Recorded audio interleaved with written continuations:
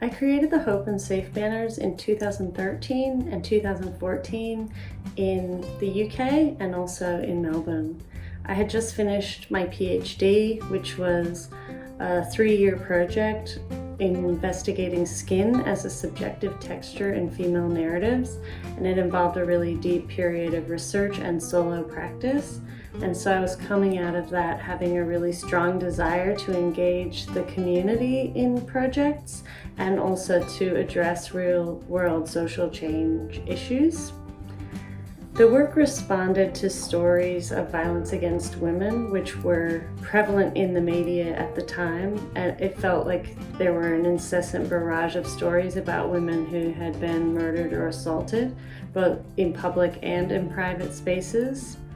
And in Melbourne, where I'm living, there had been 2 recent cases. One, Tracy Connolly, a woman in my local St. Kilda area, and not long after Jill Mayer, from Brunswick, Victoria, which was a very famous case or murder, in which case many people all across our city responded in vigils, filling the streets with people who were responding to the distress caused by the loss of so many women due to violence. I remember one day I was jogging in my local neighborhood around this time, and I had tears just streaming down my face, feeling like we're still here, we're still in that time where we aren't safe in our own neighborhoods and in our own homes.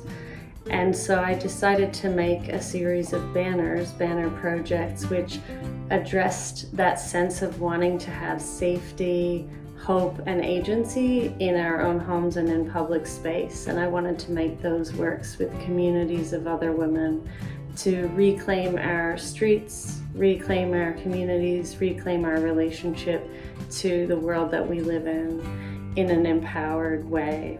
The materials that the Hope and then Safe banners are made from is a durable builder's line. It's a construction material used to draw out safety lines across a site so that people don't walk into areas they're not meant to walk into, and also retro-reflective silver fabric, the type that appears on cyclist vests or other work safe uniforms. So what I was thinking about with those materials was a way of incorporating urban fabrics that denote safety or visibility into the banners themselves. So the Hope banner was also a fluoro yellow because I was thinking of it as a sign that's very illuminated and projects itself out into public space as a kind of glowing light, and that glows in the dark, and when photographed with a flash, that is a glowing sign. And I felt that the Hope banner should be this fluorescent tone because it was meant to interact with people in a way where they felt also of it as a sign to follow, or to almost to follow instructions. It's like a stop sign. The Hope sign is instructing people that it's okay to hope. And part of the banner's making was that there were workshops where we constructed them in public, and we constructed them in knitting workshops at knitting stores, in public spaces like libraries, outdoor spaces. And the call out for these forms of participation was on the internet, on Facebook pages, online, and also just through public local council notices. So that was a way of getting people of all age groups as well. So, people who use local services like the elderly, for example, who would participate weren't really online, but through library and other channels we were able to reach them as well.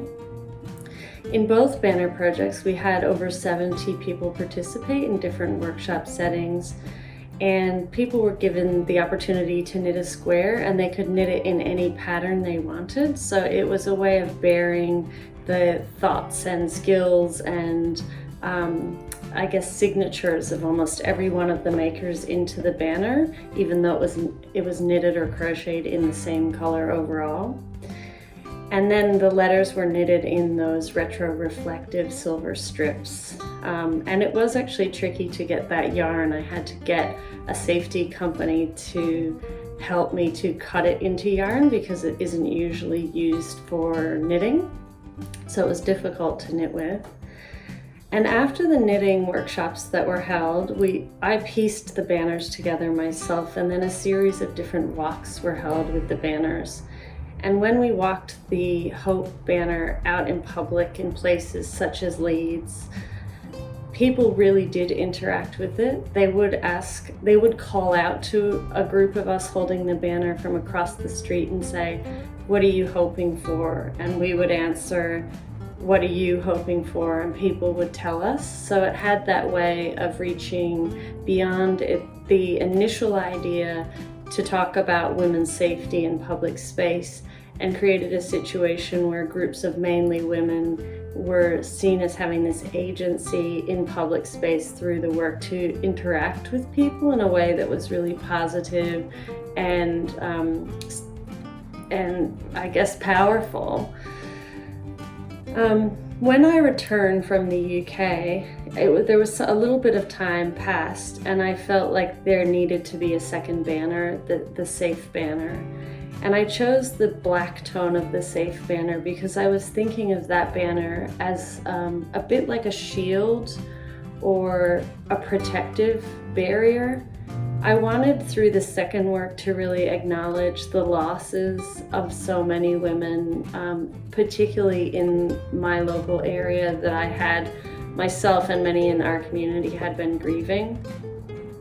So the word safe became also a hope and a wish for what we want. We want women to have safety, but it was also denoting the fact that safety had not been granted, and many women were not feeling safe in public still, and still don't safe in public or their homes. So both the photographic works, the large-scale photographic works, were documents or relics of the walks that were taken in public. So the Safe Walk photo is in Melbourne, and the Hope Walk photograph is in Leeds, but there were many photographs taken with the banners in different locations. And I guess the interesting thing about the walks was that it wasn't necessarily the makers who took the walks, it was another group of people who wanted to participate. So different parts of the project engaged different people. Sometimes both the knitters would walk, but it was an open project that continued to invite people in to have discussions about what the work was about and what it hoped to do. Both works, the Hope and Safe banners, were acquired by the Wangaratta Art Gallery after I won the Wangaratta Art Prize, which is a textile prize in 2015 for the Safe banner. So they acquired both banners, and I gifted them the photographs so that the works are all held in one collection.